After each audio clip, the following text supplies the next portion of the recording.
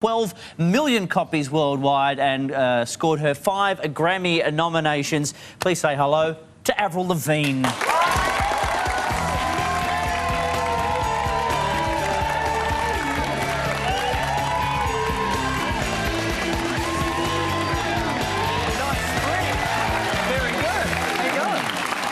Have a seat, or a jelly bean if you'd like one as well. How you doing? Good. You doing well? Uh-huh. Now, tell me a little bit about this Ferris wheel incident that I've heard about, Avril Lavigne. You probably heard that me and my guitar player, Evan, were on a Ferris wheel and we were in one cart and there was a cart behind us that had, like, I don't know, my security guard and, like, some other people, and we hit, like, a certain spot where, like, our window met their window, so we, like, yanked our pants down and made them. As you would do. Did they recognise you? Well, not from just, that's Avril Lavigne's cheeks. But just before that, did they recognise who you were?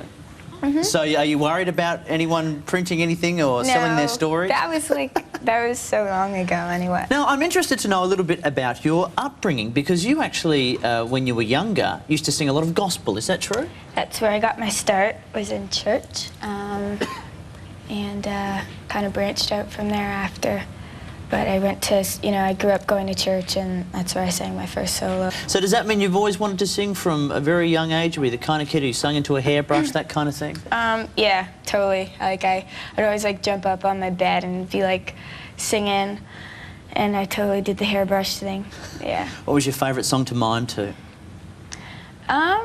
I was really into, like, the Beach Boys when I was younger, so danced around to that. I was a big fan of Footloose by Kenny Loggins. Do you think less of me because of that? No. Oh, good. So, coming from a religious family, does that mean that your parents were quite protective of you when you were younger? Yep. My parents were very protective. I wasn't allowed to, like, go to parties or anything like that, even when I got into high school. Really? Yeah. Was that hard when you were in high school, if you weren't allowed to go to the parties? Were you a bit on the outer because of that? So I'd have to, tell my mum I was sleeping over at my girlfriend's house and then sneak out.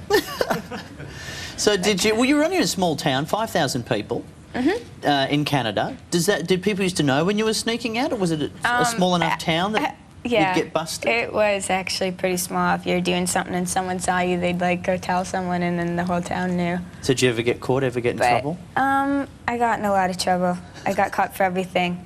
Except for, like, a few things, but most things I got caught. And the things you didn't get caught for are best left quiet, probably. Yeah. Yeah. Well, I'm interested to know then, from your upbringing, from your background, how did you get to be where you are now, with the look you've got now, which is, it's very tough, it's very rock. How did that come about? Was it an intentional thing, or was it just, is it just a stage you're going through in your life? Me growing up and becoming my own person, and just because I was brought up in a Christian home doesn't, mean that I'm going to be like this kid with strict morals. I mean, I have morals, but, I grew up to be my own person. And well, how do you feel about this whole anti-Britney tag that keeps getting bandied about a bit? Not just for you, but for all these other performers as well. It's kind of weird.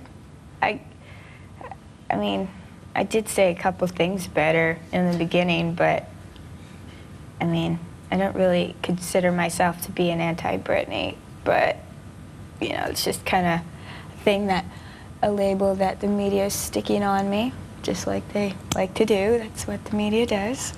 Because you are only 18, have you found it tough getting into, I mean, obviously all you want to do is perform. Do you find it hard doing the talking that has to come with the singing?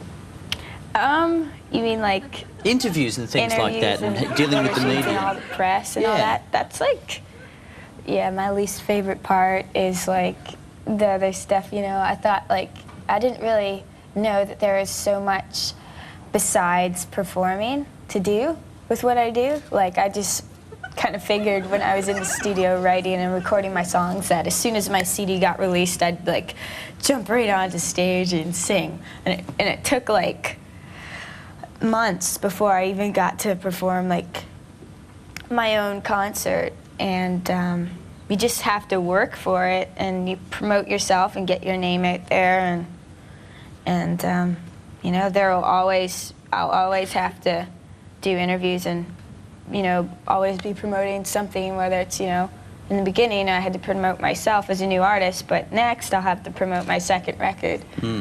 So you can't really get away from it, but... And now you're here in Australia, and I know the one thing you wanted to do while you got here was see a koala. Did you actually get to do that? We wanted to see koalas and kangaroos. Yes, we went to the zoo, but it wasn't good enough. We didn't get to hold them, and my band and I, we want to be able to hold a koala bear. Well, that's what we thought would happen, which is why we've got one with us right now. Oh my God! His name is Don the koala. This is Todd, and we've actually got one, so you can actually get up close and touch one. Because you weren't allowed to touch one when you were at the zoo. Is that correct? No. Oh There you go. This is Don. Say hello to Don. Want to give me a scratch? This is Todd the keeper. This is Don the koala. Because you're like me, you are a bandit for nature documentaries and animals, aren't you? Oh my God, it's so cute. It is. And he smells funny, which is what I like. So are they as cute as you expect them to That is be? so cool. I can't believe that. So cute. Where's my band? They have to see them. Oh, we'll have Don at the after party after the show, make no doubt about it. So is he high right now? Oh, not really high. He's just aren't they checking always things like- out. Yeah, on all the leaves they On get the high. leaves? It's just that his leaves don't have many nutrients in it, so that's why he sort of sleeps all day.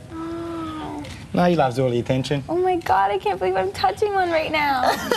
Have you touched one before? No, I Never. haven't. Todd must go out on the weekend with a koala. Let's go. Have you touched one before?